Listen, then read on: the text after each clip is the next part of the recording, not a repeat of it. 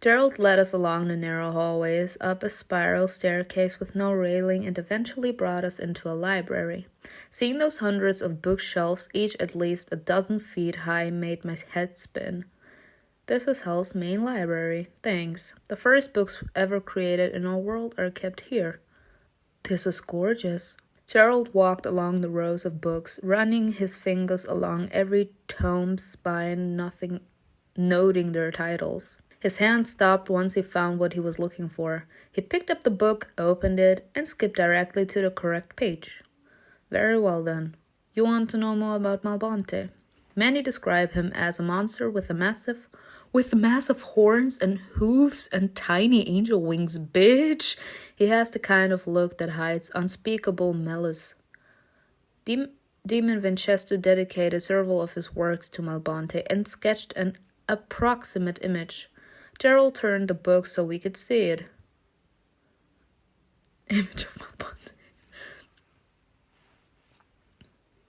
Malbonte. Where did he come from?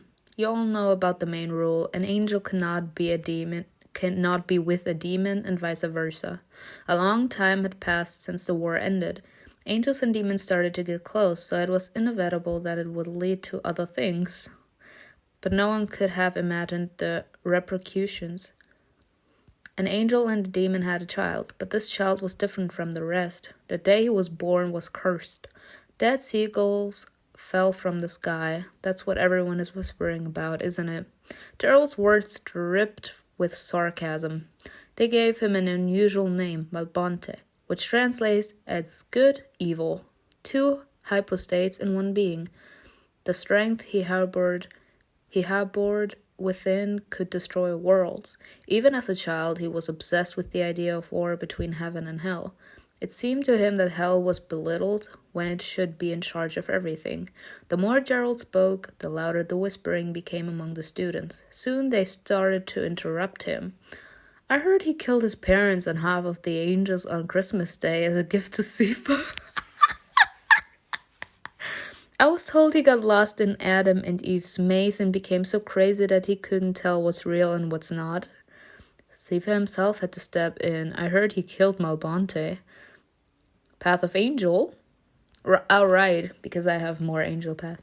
But Malbonte isn't responsible for his own birth. Period. He doesn't deserve to die. Would you be saying that if he had his hands around your neck? He didn't ask to be that way. Period. The mantra of the week. It's not surprising that you're defending him. The demons began to make fun of my nativity. Simona's right. Sifa couldn't kill his own creation. Someone had to. Honestly, though, now that I think about it, I'm much more of an angel than a demon for one reason. Because no matter how many times I've been hurt in my entire life, and even though I try to say that it's different, I want to believe in the good in people. Of course, there are things that can never be forgiven, but depending on the way someone acts in the future could make them show if they're redeemable or not. So if they show that they are redeemable, then they should be given a chance to become better, to change. And I think that's also part of life. You grow up by the image of what your parents planned into your system. And starting, I would say puberty, you start developing your own feelings, your own opinion, your own vision of the world, and the things you yourself want to accomplish. So that's when you start to get in conflict with what you have been taught and what you have been believing up until that point with your own personality. Like, you start to develop your own personality, your own view, etc. And that's what makes it kind of difficult. So that's why people start changing as soon as they hit puberty. But in general, life is a learning process. Like, we change Depending on what we go through, if we have been traumatized by something in our life that changes us it can change us to the worse or to the better. And that's why I believe that I'm more of an angel than a demon, because the demon just says, yeah, you suck, kill him, and done. I want to believe that everyone is worthy of being saved. He could be locked in a dungeon. That's more humane. What dungeon? Have you been listening? He could destroy worlds. Compromise, stay silent. Pretend to agree. I guess you're right. You're all right. I smiled, letting him know I didn't want to fight him about that. Sammy understood my rose and smiled back at me, period. Whispering, good job. The debate caught a second wind. Gerald raised his hand, calling for silence. There are many legends about this creature. They are all wrong. Another wave of excitement overtook the room. Gerald closed the book with a deliberately loud smack. Everyone shut up. Malbonte never existed. Lies. What about the rule? There were good reasons to enforce the rule, but they had nothing to do with monsters. Children born from angels and demons survived for only 3 hours. Every death would jeopardize the balance between heaven and hell, making us weaker. Everyone was silent. This truth seems too dull for you, doesn't it? Spreading rumors and panic is much more exciting. I've still never heard of Supantras leaving their caves. Gerald hesitated on his answer. Other students started to speak even louder. Every angel and demon have their own powers. No one really talks about them. They're sort of a secret weapon. Someday, you'll find your own unique talent. It's a bit harder for the unclaimed. Why are you telling me this? Dreams are my gift. Most of the time, they're allegorical, unclear, but they always come true. So, I had this dream a few days back. You were standing in front of a wall and writing MALBONTE on it. What's that now?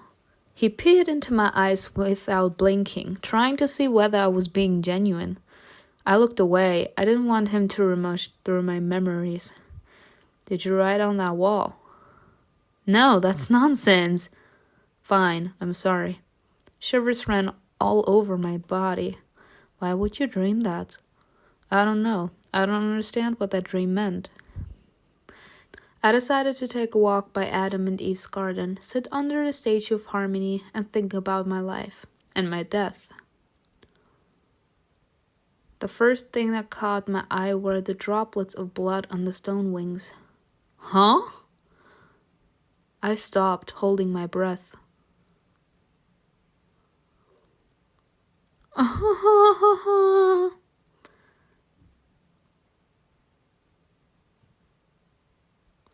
I knew that something. I knew the scene reminded me of something. I took a few steps closer and noticed someone's legs coming out from behind a bench. A few more hasty steps forward. God! I shrieked and recoiled. My entire body was trembling. Tears poured down my cheeks, completely out of my control. I heard my own heartbeat as panic took hold of my body. Someone was lying on the ground. Their position, or perhaps the rigor of the body, made it very clear that they were dead. I came a little closer to look at their face. Her hair covered her features, but I still recognized her. Oh God, Laura! She was lying in a pool of vicious, nearly black blood. My skin dotted over in goosebumps. I suddenly realized that she had been killed recently, maybe right now. The killer might still be here. A shadow flashed on the right. Angel Fancier ran out of the maze.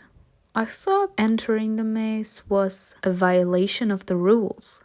He wanted to go into the yard, but saw me and stopped. What are you doing here? I couldn't find the words to say it, so I just kept pointing at Laura. Fancier slowly approached me and looked in the direction where I pointed my finger. He examined Laura for a while without showing any kind of reaction, then said briefly in a stern voice, "Path of high glory. Period. Did you see who did it?" "No." He exhaled tiredly and looked at me. "You are shivering. but death should not frighten you. I haven't seen that many dead bodies. You will see plenty during your immortal life. He put his hand on my shoulder and squeezed it, apparently trying to calm me down. Okay. That's a new side of Fenzio. Have you touched anything here? No. Good. Go to your room for now. I will take care of everything else. Keep to yourself everything you saw here. I nodded. He squeezed my shoulder again and tried to fake a smile. That's new. But that's new. That's a new side of him. I walked out of the garden, still feeling his heavy gaze on me. We have gathered here because of the tragic loss that we have just experienced. A young soul left this world, never to return. Only an immortal can kill an immortal. But who is responsible for this infernal deed? The principal waited for the murmur to fade, then continued. And yet I have summoned you here to tell you something still more horrific. The unclaimed Laura was killed by a glass silver. We examined it and came to the conclusion that it originated from the mirror of non-existence. Everyone started talking at once, spreading their wings. Some began to argue vividly, almost on the brink of a fight. It can't be. Impossible. The mirror of non-existence was lost according to the legend. That means that if Malbonte is real, he could be set free, right? Yes. Everyone was silent, staring at the seraph. Propaganda of the legend might have severe consequences for you, son. But this mirror is dangerous indeed. It opens the way to places no one should ever go. It unlocks doors that should remain closed, and reveal the darkest corners of the soul that could make anyone lose their mind. That's why they searched the dorms. They were looking for other pieces. I have another exercise for you. With one flap of your wings, fly above the clouds and return just as quickly. Practice until you master it. Damn! Oh, right. To climb above the clouds, I had to flap my wings at least 4 times. This is impossible. But I kept doing it over and over again until I was able to get up there in 2 flaps. Ugh. My wings and the muscles in my back ached. I could barely stay in the air. I wanted to go back down, but I caught something out of the corner of my eye. There was something about the tower. I began to stare.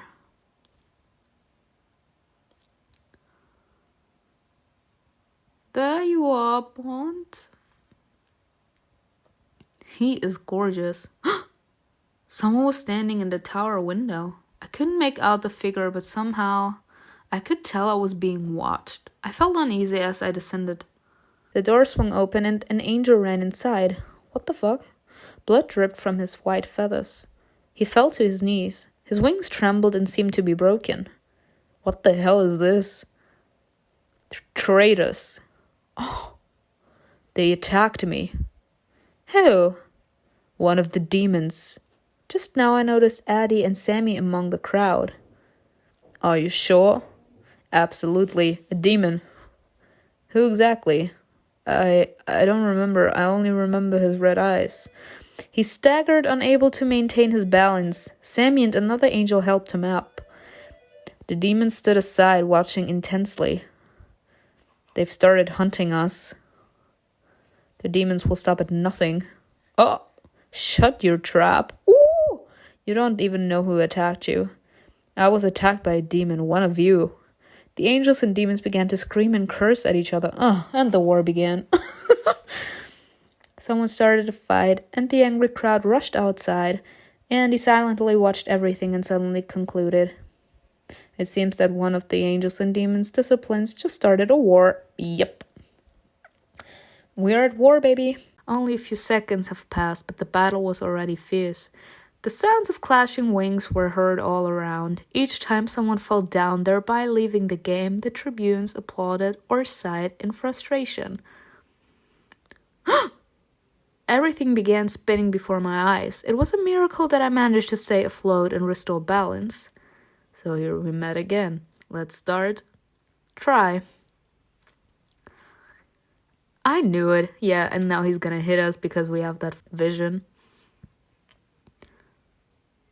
What is that? I was blinded. That fucking goblet.